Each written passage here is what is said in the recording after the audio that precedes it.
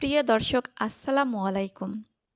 তিতা ছাড়া কিভাবে করলা রান্না করা যায়, করলা ভাজিটি খেতে অনেক বেশি মজা হবে, সেটা আজকে আমি রান্না করে দেখাবো।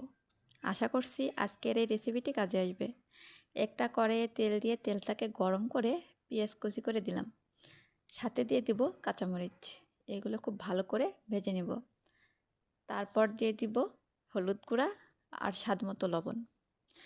দেশি ছোটো করলাগুলো কেটে নিয়েছি, এটা তিতের জন্য অনেকেই খেতে পারেন না। তিতার ভিতর যে বীজগুলো থাকে সেগুলো বের করেও নিয়েছি, ছোটো আলু চিকন করে কেটে নিয়েছি। সবগুলোকে এখন ভালো করে নেড়েচেড়ে দিয়ে কিছুক্ষণের জন্য ঢেকে দেব। ঢাকনা থেকে যে পানিটা বের হবে তাতে করলাগুলো সিদ্ধ হয়ে যাবে। তারপর আস্তে আস্তে করলাগুলোকে ভাজতে থাকবো।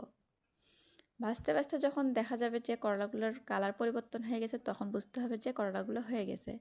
আপনারা দেখতেই পাচ্ছেন আমার করলাগুলোর কালার চেঞ্জ হয়ে গেছে। এভাবে রান্না করলে অনেক টেস্ট হয়। আপনারাও একবার ট্রাই করবেন। ভালো থাকবেন। পরবর্তী ভিডিওতে দেখা হবে। আসসালামু আলাইকুম।